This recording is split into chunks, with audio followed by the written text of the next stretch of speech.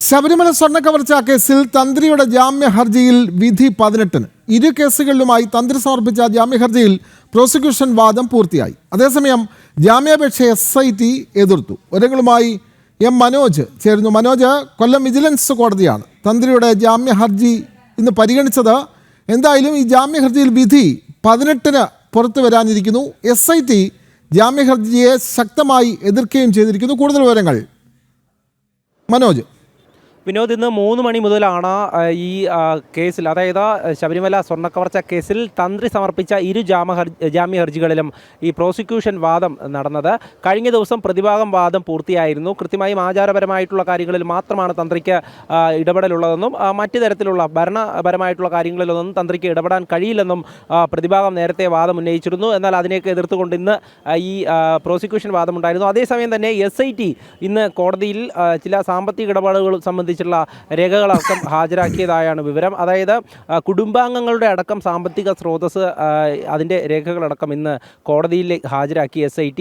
എന്തായാലും SITയെ സംബന്ധിച്ചിടത്തോളം തന്ത്രിയുടെ ഇരു ജാമ്യ ഹർജികളെയും ശക്തമായിട്ട് എതിർക്കുന്ന ഒരു രീതിയാണ് നമുക്ക് കാണാൻ സാധിക്കുന്നത്. പ്രോസിക്യൂഷൻ ഈ ജാമ്യ ഹർജികളിൽ കൃത്യമായുള്ള ഈ എതിർവാദം ഉന്നയിച്ചിട്ടുണ്ട്. എന്തായാലും പ്രതിഭാഗത്തെ സംബന്ധിച്ചിടത്തോളം പ്രതിഭാഗം കൃത്യമായിട്ടുള്ള കാര്യങ്ങൾ അത് കോടതിയെ ബോധിപ്പിച്ചിട്ടുണ്ട്. ഇരുവാദങ്ങളും കേട്ട വിജിലൻസ് കോടതിയാണ് 18-ാം തീയതിയിലേക്ക് ഈ ജാമ്യ ഹർജിയിൽ വിധി പറയുന്നത് മാറ്റിയത്. എന്തായാലും SIT കൂടുതൽ പരിശോധന നടത്തുകയാണ്. അതോടൊപ്പം തന്നെ തന്ത്രിയുടെ കുടുംബാംഗങ്ങളുടെയും അടക്കം സാമ്പത്തിക രേഖകളടക്കം, അതായത് ഏതെങ്കിലും ധനകാര്യ സ്ഥാപനത്തിൽ നിക്ഷേപമുണ്ടോ എന്നൊക്കെ പരിശോധിച്ച് അത്തരത്തിൽ നിക്ഷേപമുണ്ടെങ്കിൽ അത് എത്രയാണ് എന്ന തരത്തിലൊക്കെയുള്ള തെളിവുകളാണ് ഇപ്പോൾ കോടതിയിൽ ഹാജരാക്കിയിരിക്കുന്നത്.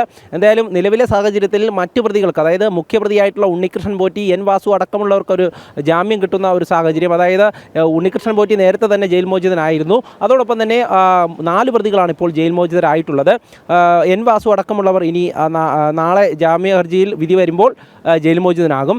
ഈ ഒരു സാഹചര്യത്തിലാണ് ഈ തന്ത്രിക്കെതിരെ ഇത്തരത്തിൽ SITയുടെ ഒരു നീക്കം. അത് നിരന്തരമായി നമുക്ക് കാണാൻ സാധിക്കുകയാണ്. കഴിഞ്ഞ തവണ ഈ റിപ്പോർട്ട് സമർപ്പിച്ചതും ഈ തന്ത്രിക്ക് വലിയ തരത്തിലുള്ള ഗുരുതരമായിട്ടുള്ള ആരോഗ്യ പ്രശ്നങ്ങളൊന്നുമില്ല എന്ന രീതിയിൽ SIT റിപ്പോർട്ട് സമർപ്പിച്ചിരുന്നു. അതിനുശേഷമാണ് ഇപ്പോൾ സാമ്പത്തികപരമായിട്ടുള്ള കാര്യങ്ങളിൽ SIT കൂടുതൽ അന്വേഷണം നടത്തി ഇപ്പോൾ ഈ കുടുംബപരമായിട്ടുള്ള അല്ലെങ്കിൽ ഭാര്യയുടെ അടക്കം പേരിലുള്ള അക്കൗണ്ടുകളെ സംബന്ധിച്ച വിവരം ഇപ്പോൾ കോടതിയിൽ ഹാജരാക്കിയിട്ടുള്ളത്.